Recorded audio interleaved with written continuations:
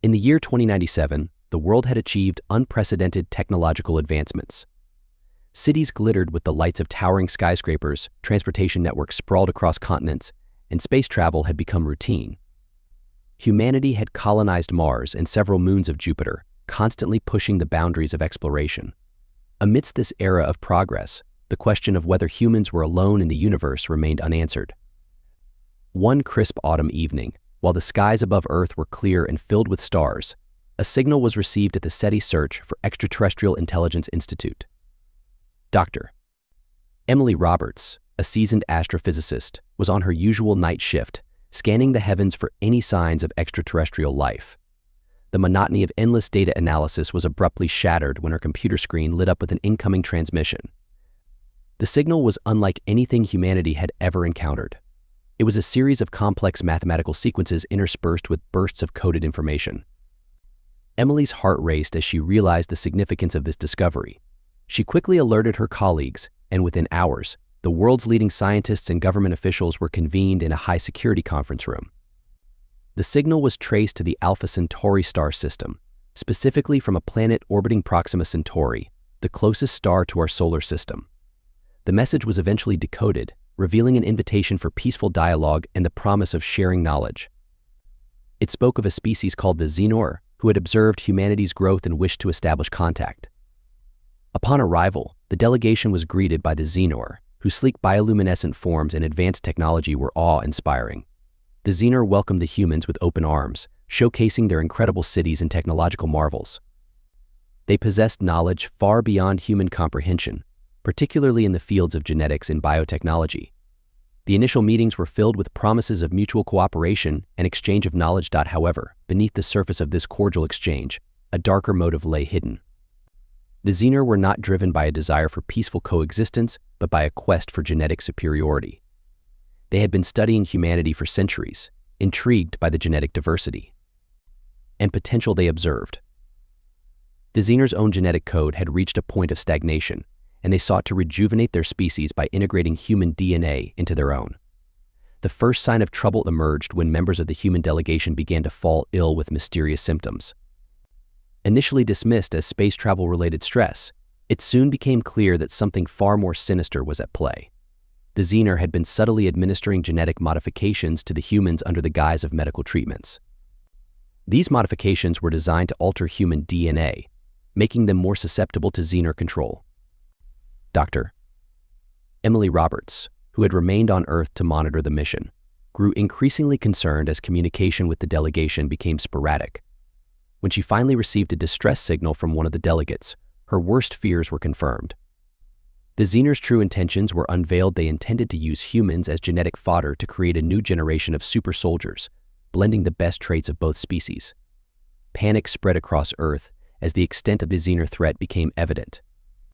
Governments mobilized their military forces, but the Xenor's advanced technology and genetic enhancements made them formidable adversaries. Cities were attacked, and chaos reigned as the Xenor began their invasion.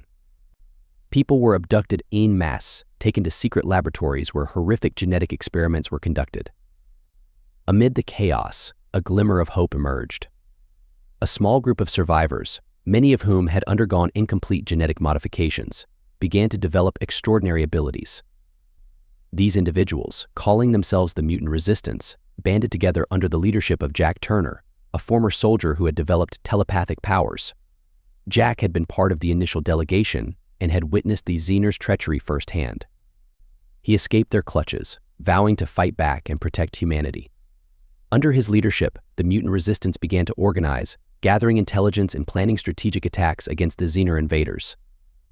They sought the help of Dr. Rachel Carter, a leading geneticist who had worked with Dr. Roberts at SETI.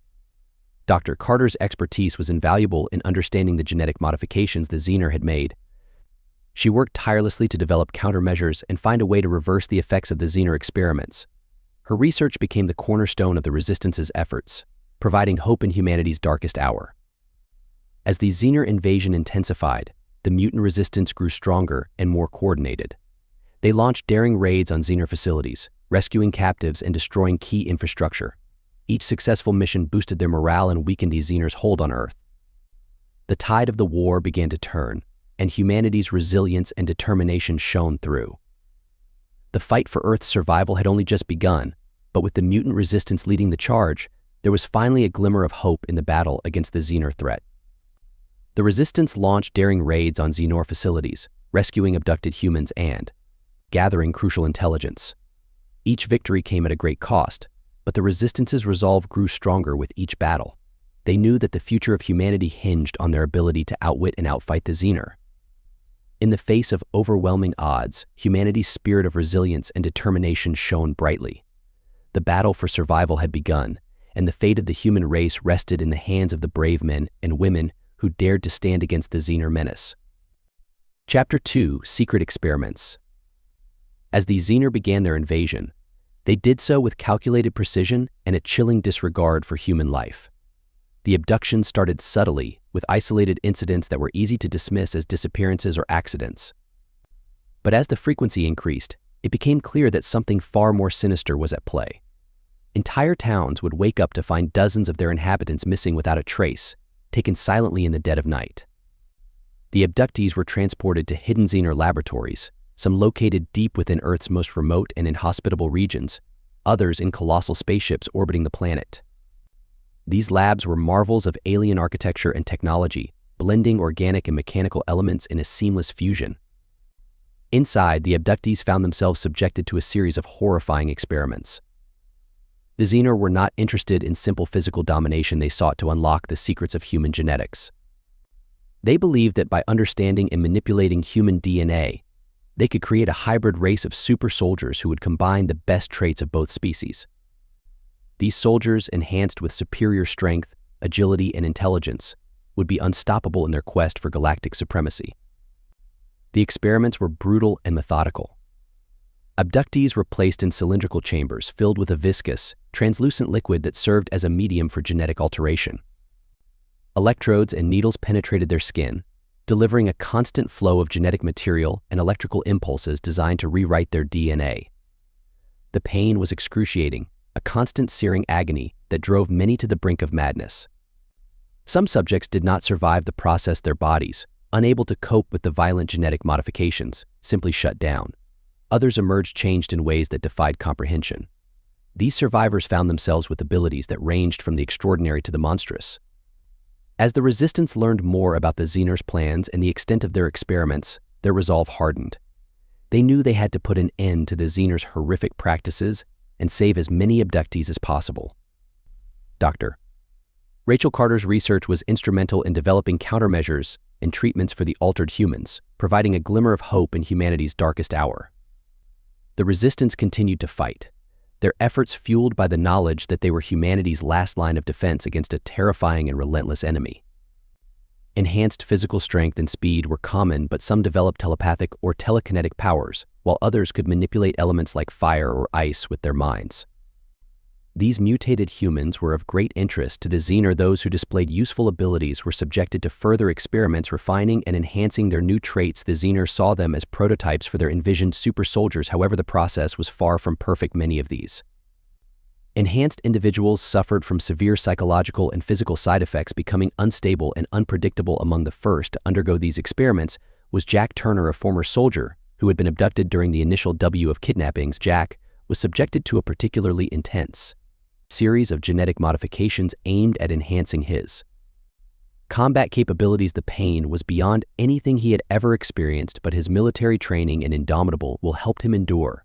When Jack finally emerged from the chamber, he was no longer the man he had been. His muscles were denser, his reflexes faster, and his mind sharper, but the most significant change was his newfound telepathic ability. He could hear the thoughts of those around him, communicate silently, and even influence the minds of others. To a certain extent, this ability made him both a valuable asset and a potential threat in the eyes of the Xenar. Realizing the potential danger of allowing such a powerful individual to remain free, the Xenar attempted to keep Jack under close observation. However, they underestimated his determination and resourcefulness. Using his telepath AIC powers, Jack coordinated a daring escape with others.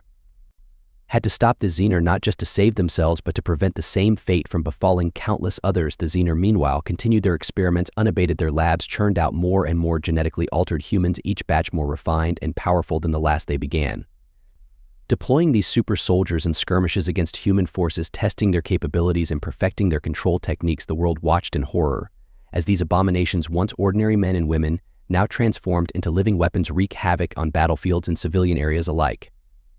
As the conflict escalated, the line between human and mutant began to blur. Jack and his resistance fighters struggled to maintain their humanity amidst the growing chaos. They were driven by the knowledge that they were not just fighting for survival, but for the very future of the human race. The war had become a battle for genetic destiny, with the fate of humanity hanging in the balance. Chapter 3. The resistance begins. The initial shock of the Xenor invasion left the world in chaos. Cities lay in ruins, and entire populations had either been captured or eradicated. Governments struggled to respond, their military forces overwhelmed by the Xenor superior technology. Amidst the devastation, small pockets of survivor formed, trying to make sense of the new reality. One such group emerged in the underground tunnels of New York City, led by an unlikely hero, Jack Turner, a former elite soldier.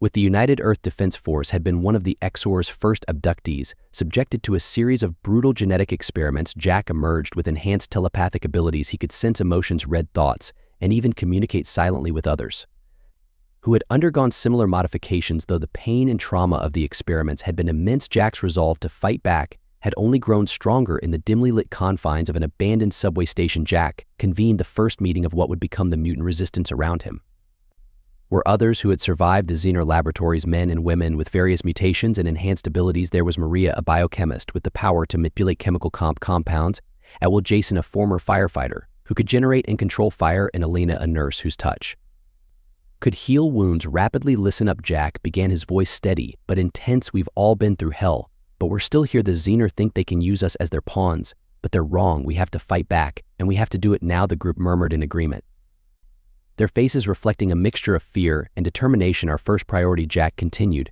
is to gather more intel. We need to find out where they're operating from, what their weaknesses are, and how we can hit them where it hurts. Maria stepped forward, her eyes sharp. I can work on analyzing the genetic modifications they've made to us. If we can understand how their technology works, we might find a way to reverse it, or at least use it against them. Good, Jack nodded. Jason, I need you to scout the area, find any other survivors who might be willing to join us. We need all the help we can get.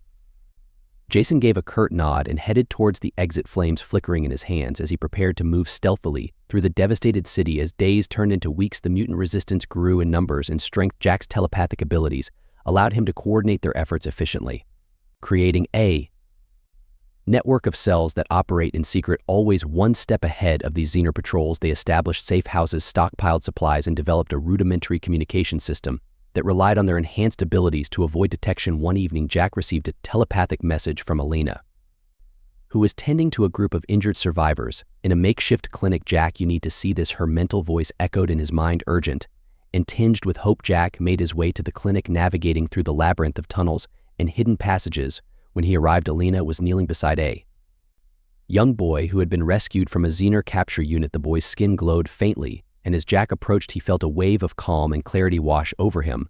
This is David, Elena explained. He was one of the Zor's last experiments. Before we rescued him, he has a unique ability to amplify and stabilize other mutants' powers. Jack knelt beside the boy, placing a hand on his shoulder. David, can you help us? The boy nodded, his eyes filled with a quiet determination. I want to stop the bad people. I want to help. With David's ability to enhance their powers, the resistance fighters became more formidable. They launched a series of successful raids on Xenor supply lines, capturing vital equipment and information. Each victory bolstered their morale and weakened the Exor's grip on the city. Jack knew, however, that their small victories were just the beginning. The Xenor were still a formidable enemy, and their ultimate goal, global domination through genetic manipulation, remained unchanged. The resistance needed a game-changing strategy, something that would strike at the heart of the Xenor operation. One night, during a clandestine meeting in the depths of their main base, Jack, Louisiana, out his plan. We've gathered a lot of intel, he began, and it's time to use it. Our sources have identified a major Xenor research facility deep in the Rocky Mountains. If we can infiltrate and destroy it, will their ability to create more super soldiers? Maria stepped forward, her expression resolute. I've been working on a counteragent that could disrupt their genetic modifications. If we can deploy it inside their facility, it could neutralize their experiments. Jason, who had just returned from a scouting mission, added, I found a way into the mountains. It's risky, but with David's help we can enhance our powers and slip past their defenses. The room buzzed with a mixture of excitement and anxiety. This was the turning point. They had been waiting for a chance to deal a significant blow to the Xenor and change the course of the war. Jack looked around at the faces of His comrades, each marked by suffering, but alight with hope. We all know the risks, he said quietly, but we also know what's at stake. We fight, not just for ourselves, but for the future of humanity. Let's show the Xener what we're made of as the resistance fighters prepared for their most daring mission. Yet a sense of unity and purpose filled the air. They were no longer just survivors, they were warriors, ready to reclaim their world from the clutches of the Xener. The stage was set for a battle that would determine the fate of humanity, and the mutant resistance was ready to rise to the challenge.